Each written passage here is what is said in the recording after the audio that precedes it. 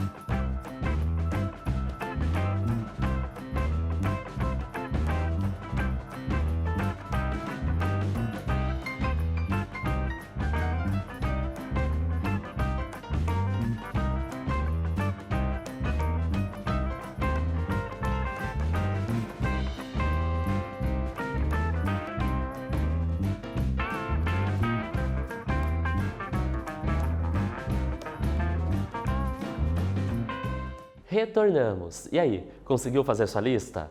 Ai, Fabiano, não consegui porque o gatinho é tão fofinho, eu fiquei olhando e passou o tempo. Então eu vou te ajudar. Nós percebemos o quê? Que palavras você poderia ter escrito? Gato, com certeza. Adulto, filhote, felinos. Mas você se pergunta, qual é a relação, Fabiano, de uma gata com seu filhotinho nessa aula? Tem tudo a ver. Nós não estamos falando de reprodução sexuada e assexuada dos seres vivos? Gatos são seres vivos. Você acha que esse gatinho surgiu da onde? O gato macho com o seu gameta e a gata fêmea com o seu gameta se encontraram, esses gametas se encontraram. Ocorreu a fecundação, a formação da célula ovo ou zigoto, que se desenvolveu e formou os gatinhos, o filhotinho. Então percebam como a nossa aula de ciências tem muito a ver com situações do nosso cotidiano. Um simples fato de eu estar andando na rua e ver a mamãe gata com seu filhotinho, ai que bonitinho, quero levar para casa, tem a ver com a aula de ciências. Então vamos ver um pouquinho mais sobre isso? A organização celular, ou seja, possuir células, uma ou mais de uma, a presença de metabolismo, a necessidade de energia através dos alimentos, reação a estímulos, presença de ciclo de vida, nascer, crescer, se reproduzir e morrer, além da reprodução, são características essenciais dos seres vivos. Então reparem essas três imagens. Nós temos a violeta. Ah, Fabiana, é uma planta. Ok. Ela tem organização celular? Tem. Presença de metabolismo? Tem.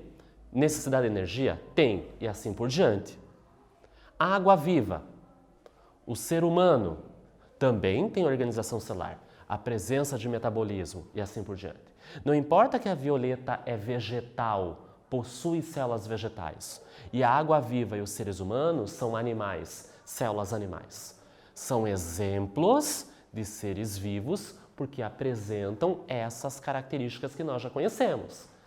Nessa aula, nós vamos especificamente falar da reprodução.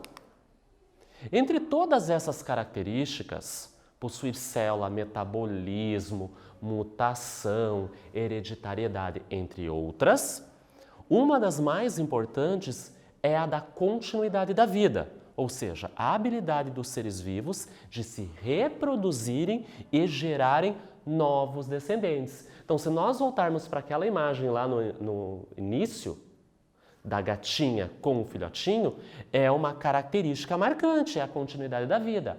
A mamãe gata se reproduziu com o papai gato e geraram novos descendentes, os filhotinhos, os gatinhos. Reparem nessa imagem, olha que bonitinho novamente. Nós temos um cavalo, né, adulto. Pela imagem nós não percebemos, nós não conseguimos identificar se é macho ou fêmea. Mas nós temos um pequenininho, é um filhotinho. Então também ocorreu a reprodução nessa espécie. Gameta masculino e feminino se encontraram, fecundou e teve o desenvolvimento de um novo descendente. Está continuando aquela espécie. Na reprodução assexuada, lembrem-se, tudo que tem A na frente em ciências, nós estamos dizendo que é negação. Assexuada é não sexuada, não tem a participação de gametas. Nesse tipo de reprodução, só tem a participação de um indivíduo. Nesse processo, ocorre a formação de indivíduos geneticamente idênticos, iguais aos que lhe deu origem. Então aqui eu tenho a célula mãe, que é a original. Só tem uma célula. Vai se reproduzir assexuadamente. No final do processo, produz duas, né? Que a gente tem a original, né? E a gente tem a produção de uma nova, que a gente chama de célula filha. Então é uma cópia.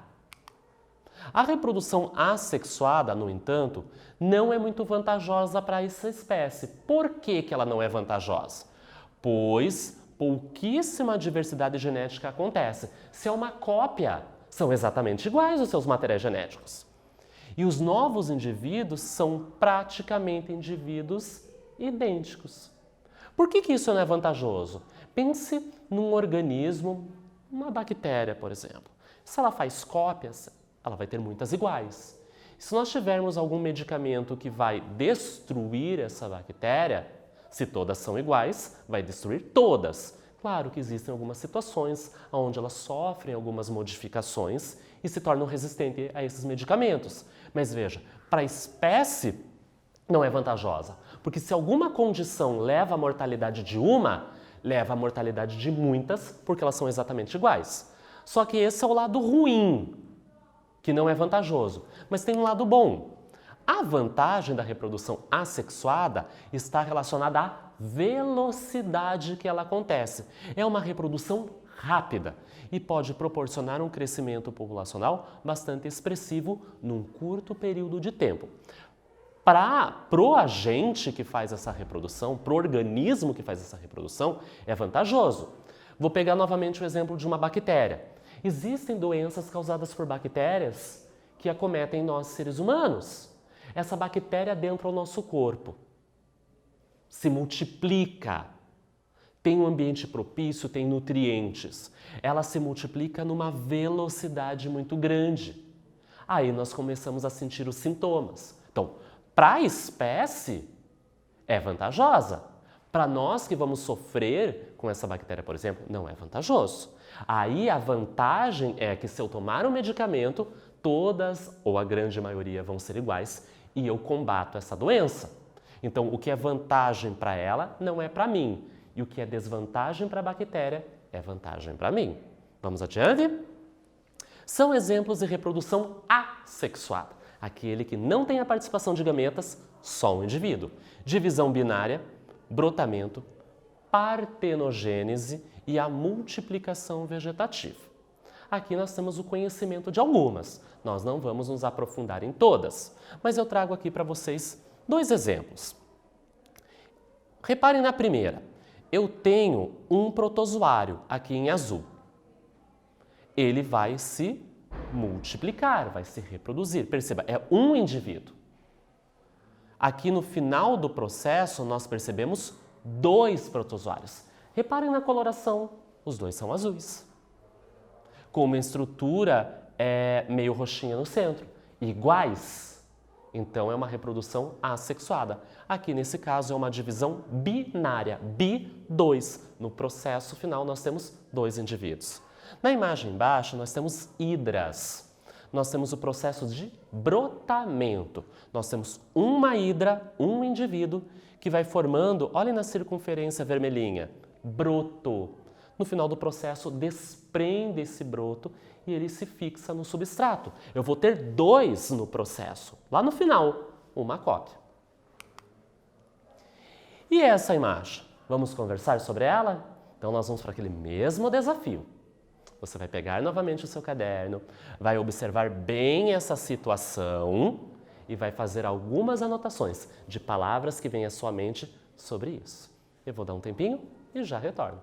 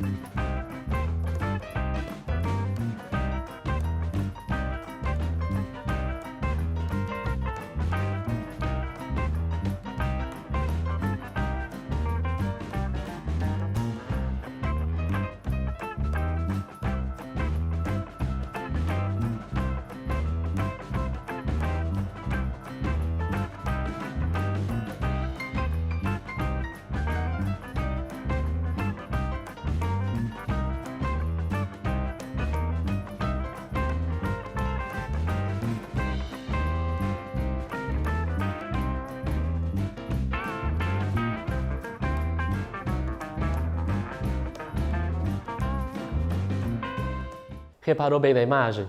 Você tem algum irmãozinho ou uma irmãzinha pequenininha? Então você pode ter essa imagem na sua casa, que legal! Quais palavras você provavelmente colocou? Bebê, criança, recém-nascido. Aqui nós percebemos o pai segurando o bebezinho. E aqui está bem cortada na imagem, nós temos a mamãe. Então nós temos os adultos. Então você poderia ter colocado, como outras palavras, parto, nascimento, fases da vida, reprodução. Que tipo de reprodução é essa? Sexuada, porque nós temos o gameta masculino, a célula masculina, que se encontra com o gameta feminino. Tem a fecundação, tem a formação da célula-ovo ou zigoto, que tem todo o seu desenvolvimento. Nós vamos ter todo o crescimento, o feto, até o nascimento dessa criança. Olha quantas palavras nós retiramos dessa imagem. Que legal, né? E nós vamos falar então da reprodução sexuada, que tem a participação de 2 indivíduos. E esses indivíduos produzem descendentes com características genéticas herdadas de ambos os progenitores. Ou seja, essa criança tem, lembra aquela característica hereditariedade?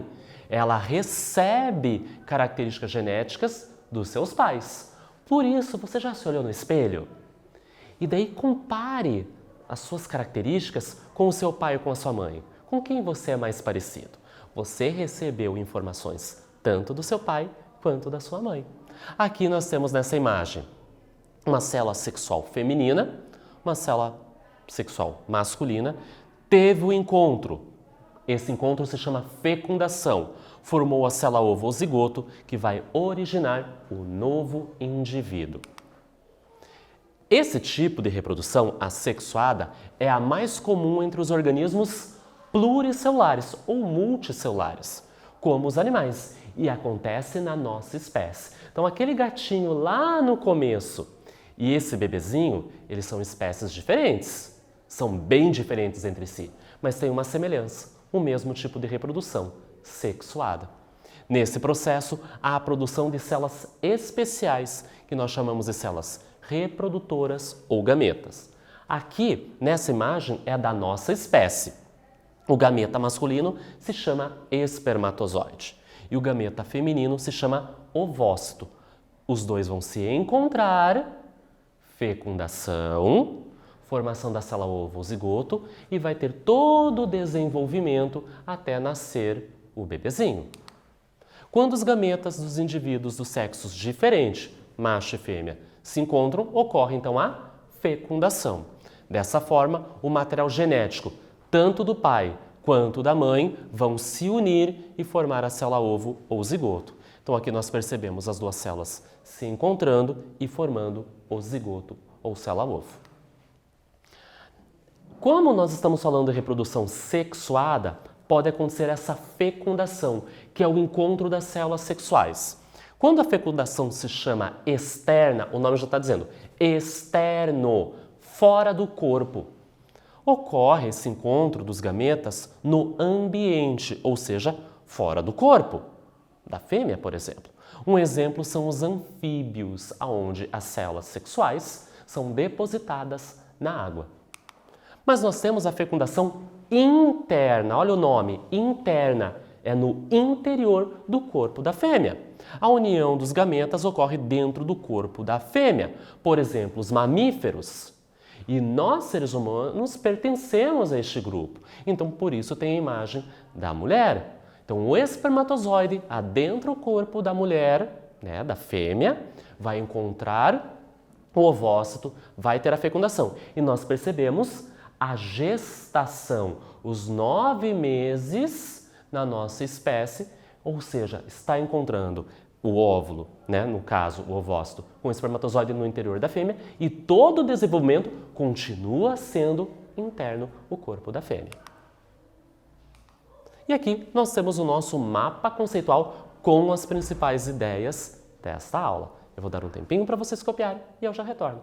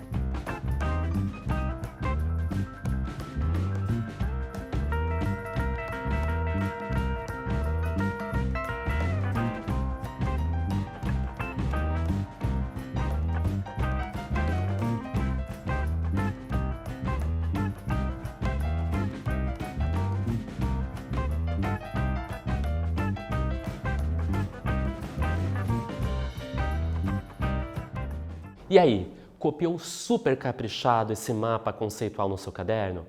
Você sabe por que ele é importante? Vem cá que eu vou te contar. Nele tem as principais ideias, as principais palavras. Quando você for estudar, ver novos assuntos, você pode voltar no seu caderno que está tudo registrado. A nossa aula não foi sobre reprodução? 2 tipos, assexuada e sexuada. Na assexuada, um indivíduo sem participação de gametas. Exemplos: divisão binária, brotamento, fragmentação e estaquia. Existem outros exemplos.